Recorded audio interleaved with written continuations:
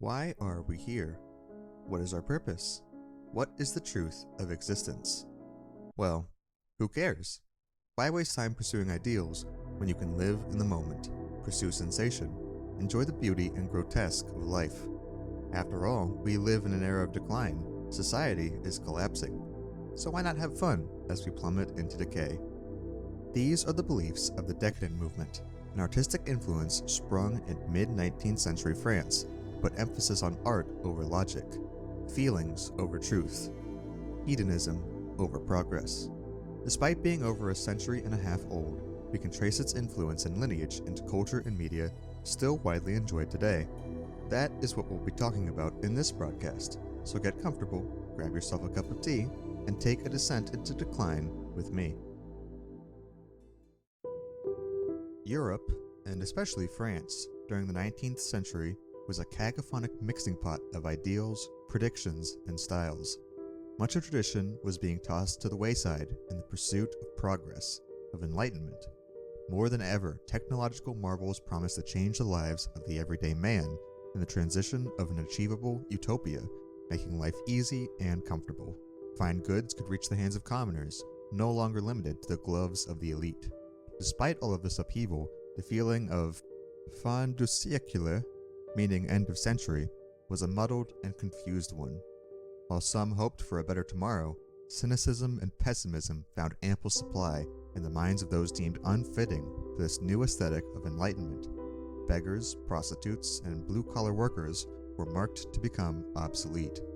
Despite this, pleasures had never been more indulged than in the closing of the century. Absinthe, opium, morphine, and other strong drugs found welcome buyers in hidden dens down alleyways, offering an escape from an increasingly uncertain reality. And these desires for escapism came two emerging movements, among others: symbolism and decadence. It is impossible to talk about one without the other. The most widespread styles before this were Romanticism and Realism, opting to find beauty in the everyday, in the divine, in the past. These tenets obviously barely took root in an increasingly despaired population. Thus came a revolution in the nature of art. Symbolism, rather than depicting the real, instead over-exaggerated, subverted, or instilled a dreamlike picture filled with symbols of things, hence the name. Rather than describing emotions or sensations, symbolism sought to evoke them in the viewer, fraying the fourth wall to transmit an experience rather than simply chronicle it. Decadence, too, worked with these themes. Because of this, it's especially difficult to differentiate symbolist and decadent art. However, while symbolism had a mission to reach a divine truth, decadence made no such ambition. They rejected the notion that art needed a purpose, a moral or message, outside of simply being. Many decadent art pieces depict the graphic and grotesque, and often delve into the sacrilegious. By shocking onlookers, they hope to emphasize beauty in what had previously been seen as ugly, and to showcase the excess and pleasures that progress couldn't provide. There is a clear emphasis on the color yellow, as you can see.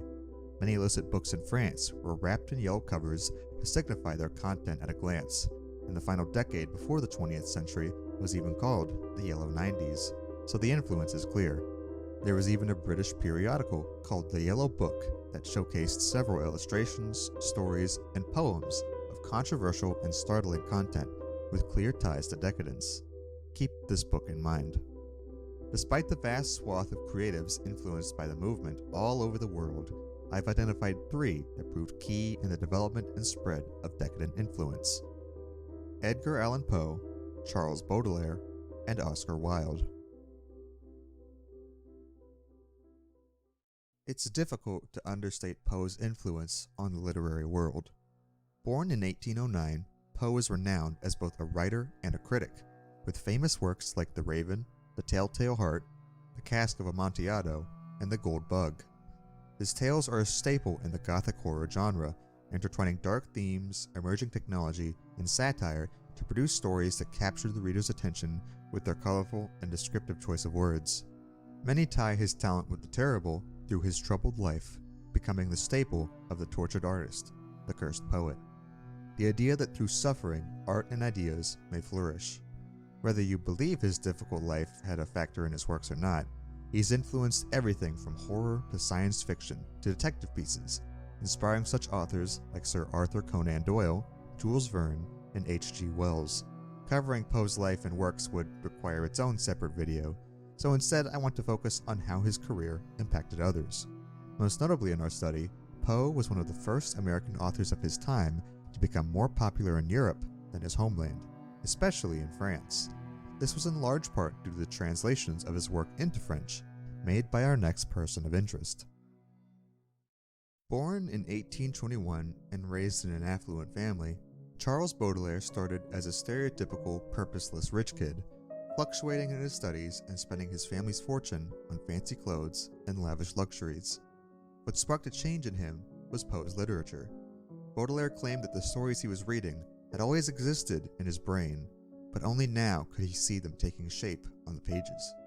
He sought to become the French equivalent to Poe, and he certainly fit the bill of the tortured poet with his lifestyle, much more self-destructive than even Poe's track record. He frequented drugs and prostitutes, and likely contracted STDs such as syphilis during this time. However, in these bouts of hedonism, Baudelaire was able to translate the sensations, capturing the conflicting experience of living in Paris at the time. His most famous work, a collection of poems called Les Fleurs du Mal, The Flowers of Evil, covered topics ranging from urban ennui to unconventional love. Like a flower, many of the poems used smells and fragrances to evoke emotions in the reader. Of course, controversy clung to this tome, and several of the poems had to be changed or censored. And of course, the Streisand effect put these suppressed works into the public eye. Despite being sentenced to fine for these works, many notable artists of the time stood behind him and managed to get the fine reduced.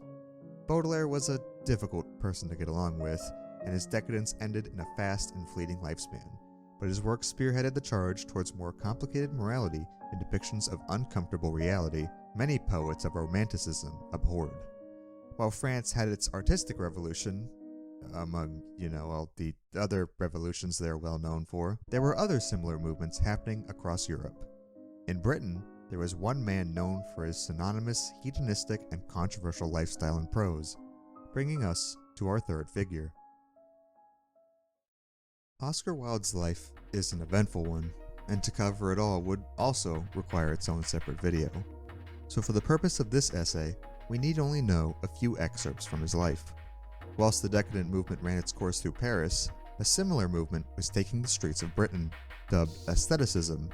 Similar, it contradicted the ways of the past, namely Victorian culture, in that it sought to make art without an intended moral or meaning, but to simply be something pleasing to witness. Oscar Wilde was one of the notable writers who gave public support for the movement, and even gave a lecture in Canada expositing its principles later in life. And over the course of the rest of his life, he wrote several poems, short stories, and plays, but only one book. His most famous work, one that's had countless retellings. You've probably heard of it. The Picture of Dorian Gray, the story of a man who makes a Faustian bargain to ensure that a portrait of himself ages while he stays young and delves into decadence. Two figures in the play act as the counselors on his shoulders. Basil Hallward, the friend and artist who urges Dorian to stay on the righteous path, and Lord Henry Wotton, a hedonistic man who pushes Dorian to enjoy his fleeting youth and beauty whilst he still has it. It is a story of tragedy and what senseless indulgence can do to a man, which sounds contradictory to the whole decadent movement. However, many critics believe the moral of the story is to have a balance of both carnal and moral, rather than shunning either. It is a great Gothic read, and I would highly recommend it if you haven't read it yet. This, like Les Fleurs du Mal, also had to be rewritten and censored for certain passages, namely ones implying homoerotic feelings between the characters. Notable, given that Wilde was later put in prison for hard labor on charges of homosexuality.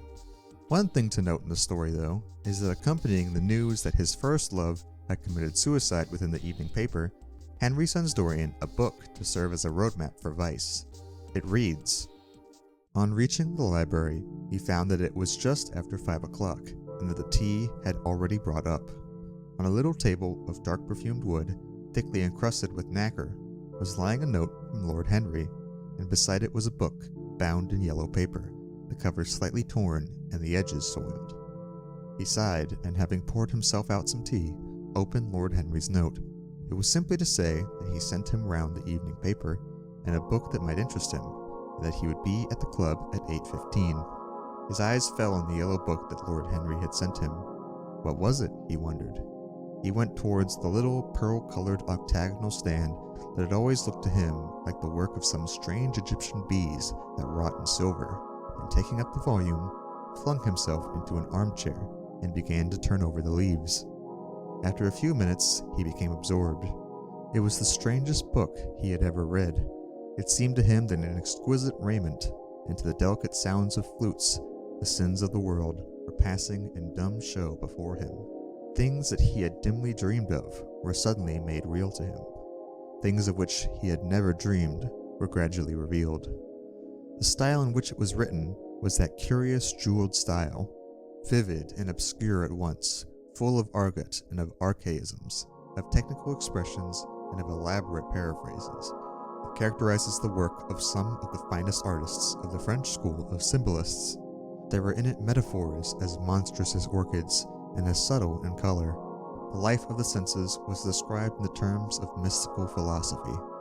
One hardly knew at times whether one was reading the spiritual ecstasies of some medieval saint or the morbid confessions of a modern sinner. It was a poisonous book.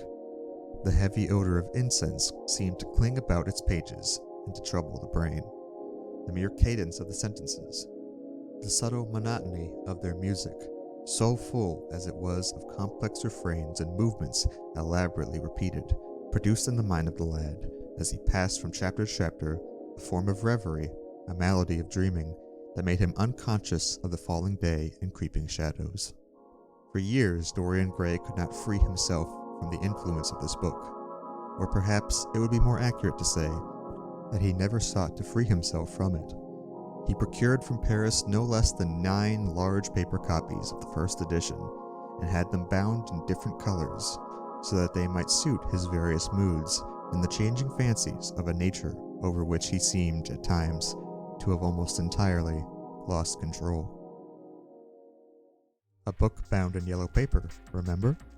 Though the description of the plot implies that it's not the yellow book from before, but rather A Rebours, Against Nature, a French novel heralded as the ultimate example of decadent literature. You see the pattern now, don't you?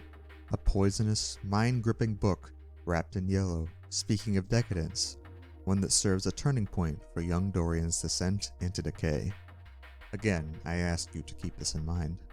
This isn't the only time a yellow book has cropped up into Wilde's life.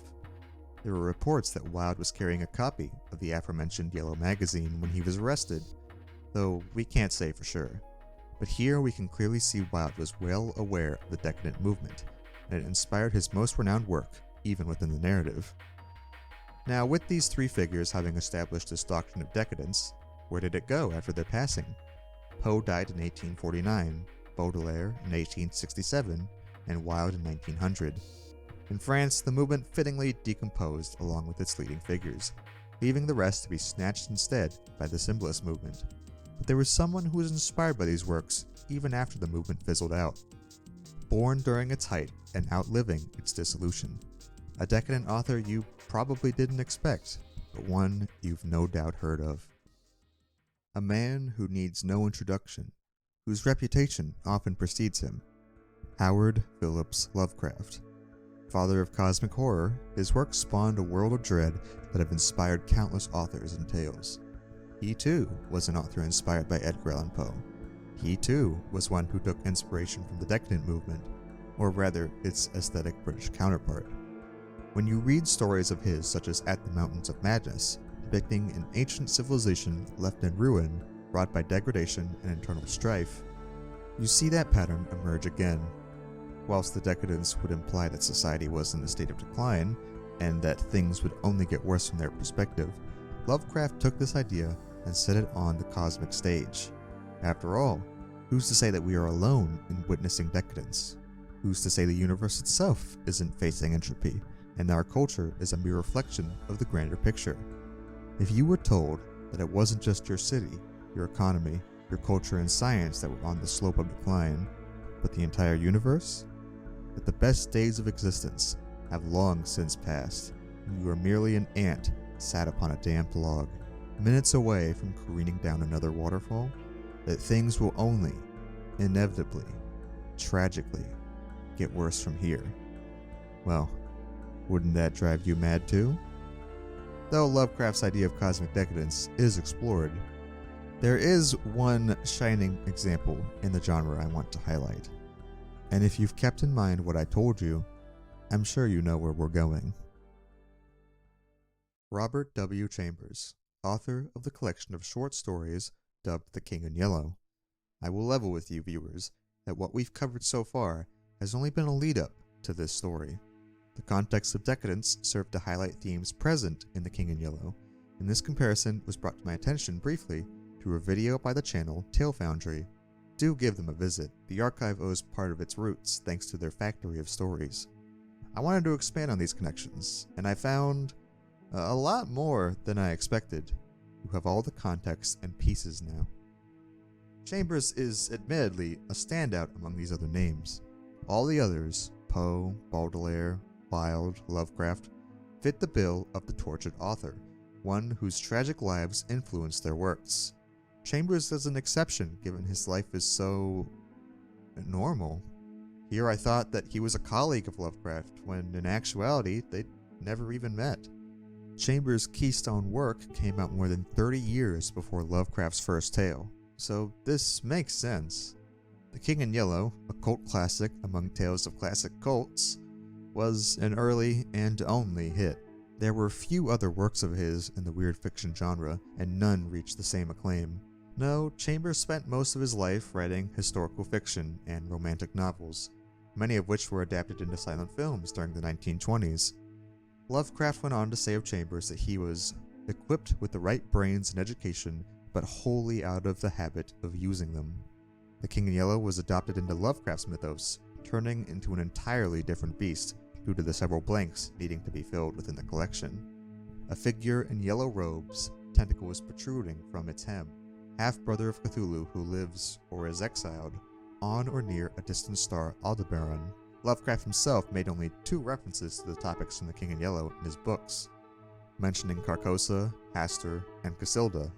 It seems August Derleth was mainly responsible for the Hastur we know today, but Derleth and his influence on Lovecraft's mythos is a story for another time. Apart from these wild interpretations, what was the original story like? The King in Yellow contains 10 stories, though we can loosely group them into 3 categories. The first 4 deal with the supernatural horror the book is known for. The first story, The Repairer of Reputations, follows one Hildred Castaigne in an alternate 1920s.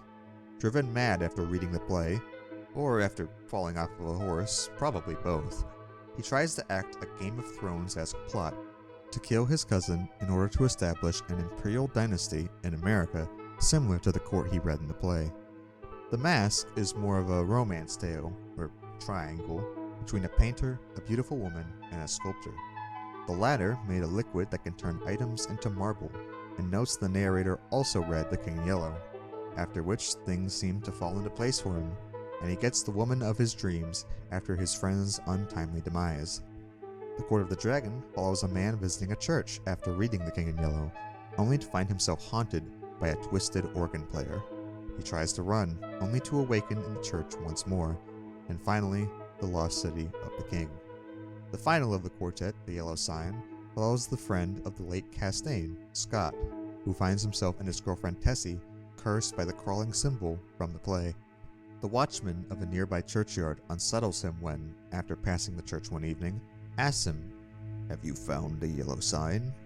Indeed, it's engraved on a black onyx clasp worn by Tessie, and after the pair realize what it is, hear the watchman approaching on a hearse. Tessie dies of fright at the mere sight, but when the authorities arrive, they find Scott and 2 dead bodies, the twist being that the watchman had been dead for months. The next 2 stories don't really have much to do with the themes mentioned earlier, a time-traveling love affair and a collection of eerie poems. The final 4 are all about streets?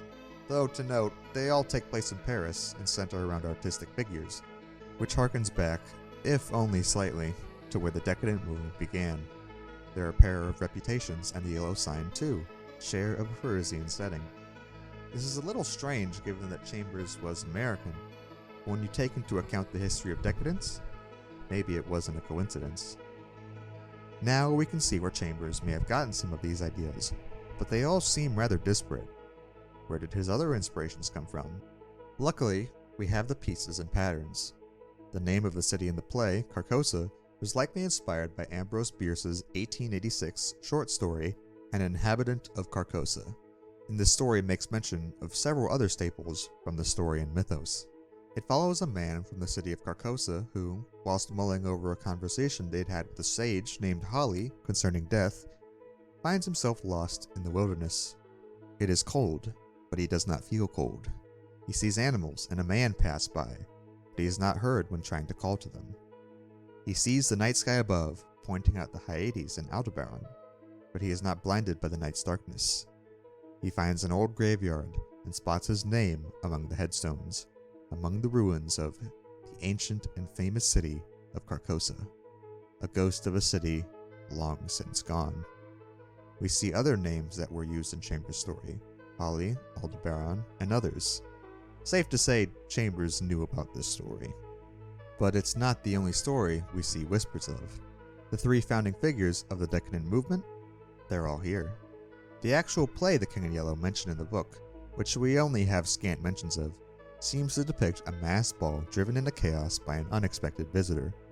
Many have pointed out the resemblance to Edgar Allan Poe's Masque of the Red Death. It even uses color as a harbinger of madness, albeit red instead of yellow. In Le Fleur du Mal, the collection penned by Charles Baudelaire, there is one poem of interest to us, The Seven Old Men. Our narrator is haunted by an unsightly old man, whose 6 doppelgangers follow him. An excerpt reads, "A dirty yellow fog inundated all space. I was following, steeling my nerves like a hero, arid arguing with my already weary soul, a squalid street shaken by the heavy dump carts. Suddenly an old man whose tattered yellow clothes were of the same color as the rainy heavens, and whose aspect would have brought him showers of alms if his eyes had not gleamed with so much wickedness, appeared to me. One would have said his eyes were drenched with gall. His look sharpened the winter's chill, and his long shaggy beard, like that of Judas, projected from his chin as stiffly as a sword. His likeness followed him, beard, eye, back, stick, tatters. No mark distinguished this centenarian twin, who came from the same hell, and these baroque specters were walking with the same gait toward an unknown goal. Exasperated like a drunk who sees double, I went home. I locked the door, terrified, chilled to the bone and ill, my mind fevered, confused, hurt by that mysterious and absurd happening." Another work that fits firmly in the Gothic genre, but the mentions of yellow should sound familiar. Dirty yellow fog and tattered yellow clothes point towards characteristic rot and dishevelment. Finally, many people believe that Oscar Wilde's play Salome was an inspiration for the play featured in these stories. Salome, like The King in Yellow, was originally published in French and had rampant bans, especially in Britain. It features a royal court, impending doom, and disturbing macabre visuals, just like the play we see. So we can spot, or at least assume, the many influences of the time on this story. It's steeped in French culture, which included the prevalent decadent movement when this story came out. Despite all of this, I don't think Chambers intended to make the story we know of today. His stint into horror was brief, and much of the trappings of the Hester mythos was added later on, and not by Chambers himself. Personally, despite the eclectic inspirations and brief mentions of the unspeakable, I think there's something compelling about all of it. A lot of people, when they think of cosmic horror, just think of a scary fish, with tentacles no doubt, that drives anemic authors into a fit. It feels cheap, and that's because it is. Admittedly, it's hard to make an uncaring universe necessarily scary these days. Pessimism is more common than when these stories were published, so it's all rather boring. Yet the idea that not a fish, but a book that doesn't necessarily drive you mad, but pushes you towards obsession, that bends your reality, an otherworldly call to explore, experience, and accept the strange twists in perception all around you, that is much more enthralling and relatable. We all have our vices, our addictions, dreams, and desires. An existential threat is easy to disregard on the page, but when it's mixed with temptation, well, if you had that accursed work, The King in Yellow itself, in front of you, Wouldn't you be curious how it all ended? Why people become enraptured with it? You should. After all, kidnapping your attention isn't limited to works of fiction. The decadent movement that blossomed in France, as mentioned before, died out around the early 1920s. Those who were brought up or picked up the movement's messages often branched into other schools, such as symbolism, or in Lovecraft's case, his own special brand of cosmic decadence and horror. Through the uncertainty of the 20th century, of the ebbs and flows of each characteristic decade, the horrors of wars, the awes of new technology, and the ever-shifting culture left decadence in a state of ironic decline. There was so much happening, so much change, that it was difficult to imagine a society in a decline, even if this century marked some of our lowest points in history. But even though the technical time limit of fin de siècle has passed us, you could argue Y2K took the mantle for that. It is difficult not to feel it, right? I read so many stories about where you humans are today, of apparent misery, decline, uncertainty. Everyone is tired, overworked, disillusioned, unsure, lost. So many are looking for an escape one way or another, in entertainment, experiences, overt luxury and indulgence, or in unconventional dynamics. The practice of love is much more open than it was a century ago, which is clearly a win for liberty. But people still don't seem happy or fulfilled. This reminds me of a story I read, a thought experiment. The experience machine, or pleasure machine, was meant to refute hedonism, to refute decadence as described prior. Brought up in the 1974 book Anarchy, State, and Utopia by Robert Nozick, it imagines a group of psychologists that have learned how to stimulate a person's brain to induce any pleasurable experience they could imagine with such accuracy and intensity that would be indistinguishable from reality. Love, triumph, acceptance, pleasure, a hearty meal, a romantic evening, a beloved pet's touch, or any fantasy that your heart could wish, all at the speed and distance of a mere thought. Nozick wanted to put this machine forward to argue against hedonism, which puts forth the notion that pleasure is good, and that anything that does not bring pleasure is not worth pursuing. So then, if pleasure is all that matters, what reason would we not have to link to this machine? He hypothesized that doing certain things was more valuable than just experiencing their accomplishment. For instance, writing your dream novel, finishing a daunting task, or any other action that brings fulfillment and more than its conclusion. His second reason was that we would want to be a certain kind of person, but that as soon as you link to the machine, you're essentially no longer a person. You no longer affect others, or change, or grow. You simply exist to experience. His third reason was the belief of an inherent value to reality, and that going into a man-made one would limit what we could do. Now, of course, if you asked any decadent follower worth their salt, they'd be jumping into the machine before you even finished explaining the features. If there is no inherent value to reality, the pursuit of truth or enlightenment does not matter, and if sensations are all that should be pursued, then it completely disregards all three arguments put forward. So I, and many other philosophers, don't find this very compelling in terms of fighting against hedonism. For many of you viewers, I'm sure this machine sounds familiar. The Matrix, you could say, is a version of this machine. Now, to preface, I've never actually seen the movie, but I hear you humans mention it a lot, some more than others. So now imagine that you are living in a sort of Matrix. Without warning, your reality is snapped out like a television turning off, and you awake to a plain white room. You are sitting in a chair, several IVs plunged into your arms, and a machine mounted to your head. There's a woman standing next to you in a lab coat. The year is 2659, she says. What you've experienced in your life so far has all been a man-made reality you commissioned us to insert you into 40 years ago. We interrupt our client's program at 10-year intervals to ensure client satisfaction. So far, you've asked us to put you back inside 3 times. You can choose to enter back into this simulation, and you will have no recollection of this encounter.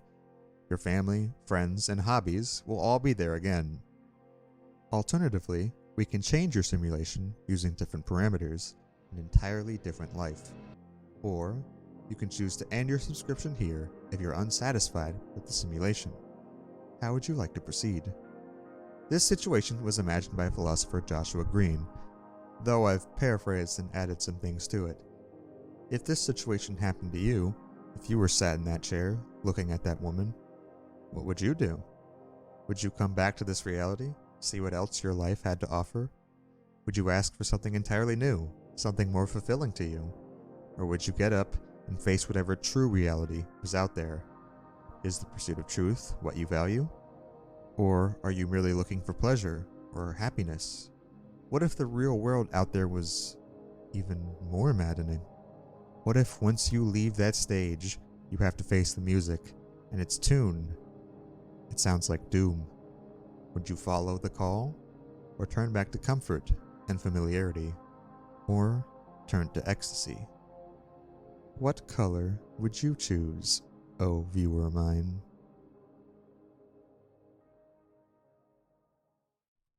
Do let me know what path you take in the comments below. But with that, hello again, dearest viewers. It has been a while. I may or may not have gotten a bit lost in the archive, but I've managed to establish a small outpost in the infinite. You can see my little setup here now, thanks in large part to our human artist Andy. I'll be sure to link her profile down below. I cannot thank her enough for the help she's lent to the archive. That being said, on my long adventure, I found several books and documents to bring with me. There's a lot I want to talk about and make broadcasts on, so you can all look forward to a much more regular upload schedule. I want to try and get a new broadcast out every 2 weeks, though life in the archive is busy and unpredictable, but I want to commit to making more regular appearances. This is all still rather new to me, and I have much to learn, but I greatly appreciate your viewership and patronage. So if you've enjoyed our lecture today, please consider subscribing to the channel to stay up to date for our next upload. And if there's anything you'd like for me to cover next, also let me know down below. I'm always on the hunt for an interesting story, something to sink my teeth into. Well, metaphorically, moths don't have teeth, but you get what I mean. Thank you for watching, and I will see you all very soon. Take care.